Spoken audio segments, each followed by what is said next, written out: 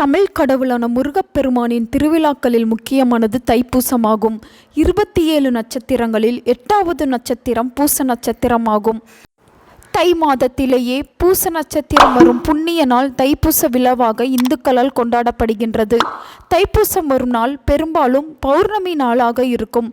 தைப்பூசம் முருகனுடைய விசேஷ தினமாகும். அன்றைய தினம் குழந்தைகளுக்கு காது குத்துதல், மொட்டையடித்தல், எழுத தொடக்குதல், பத்திரப்பதிவு போன்றவை கோலாகலமாக எல்லா இடங்களிலும் கொண்டாடப்படும். அதோடு அகிலம் தோன்றிய நாளே தைப்பூசம் திருவிழாவாக கொண்டாடப்படுவதாகவும் கூறப்படுகிறது. தை மாதம் தெய்வீக மாதமாகவும் கருதப்படுகிறது. இந்த நன்னாளானது முருகனுக்கு மிகவும் சிறப்பான நாளாகும். அதோடு சிவனுக்கும் குரு பகவானுக்கும் கூட இந்த நாள் மிகவும் சிறப்புடையதாகும். பல சிறப்புகள் மிக்க தைப்பூச நாள் அன்று விரதம் இருந்தால் கேட்ட வரத்தை தந்தருள்வார் முருகன் என்பது நம்பிக்கை. இந்த ஆண்டு தைப்பூசம் பிப்ரவரி 11ஆம் தேதி செவ்வாய்க்கிழமை வருகிறது. பிப்ரவரி 10ஆம் தேதி இரவு 7:13 மணிக்கு துவங்கி பிப்ரவரி 12ஆம் தேதி இரவு 7:21 மணி வரை பூசம் நட்சத்திரம் இருந்தாலும் பௌர்ணமி திதி பிப்ரவரி 12ஆம் தேதி இரவு 7:51 தான் தொடங்குகிறது. பிப்ரவரி 12ஆம் தேதி பௌர்ணமி திதி இருந்தாலும் அன்றைய தினம் பூசம் நட்சத்திரம் கிடையாது.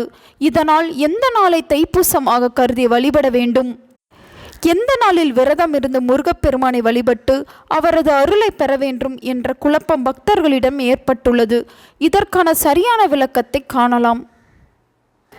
தைப்பூசம் என்பது நட்சத்திரத்தின் அடிப்படையில் கொண்டாடப்படும் ஒரு விரதமாகும்.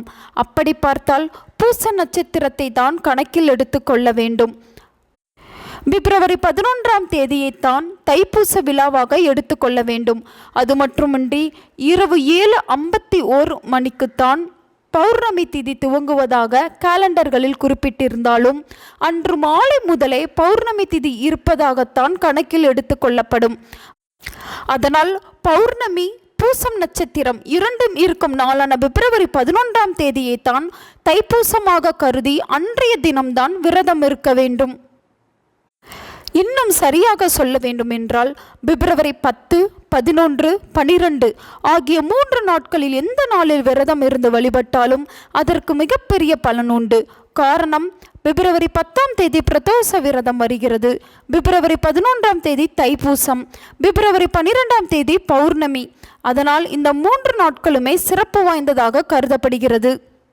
பிப்ரவரி 11ஆம் தேதி நாள் முழுவதும் பூச நட்சத்திரம் இருப்பதால் காலை முதல் மாலை வரை முருகனை நினைத்து உபவாசம் இருந்து முருகனை தரிசித்து வழிபாடு செய்வது நல்லது.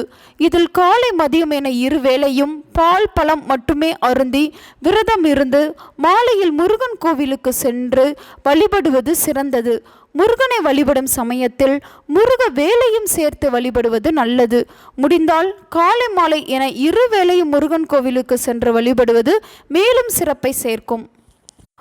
முருக பக்தர்கள் பலர் தைப்பூச விரதத்தை 48 நாட்கள் இருப்பது வழக்கம். மார்கழி மாதத்தில் தொடங்கி தைப்பூசம் வரை விரதம் இருப்பது வழக்கம். அன்னை பார்வதி தேவி முருகனுக்கு ஞானவேல் வழங்கியது இந்த நன்னாளில்தான். அதனால்தான் அன்று வேலையும் வணங்குவது நல்லது என்பார்கள்.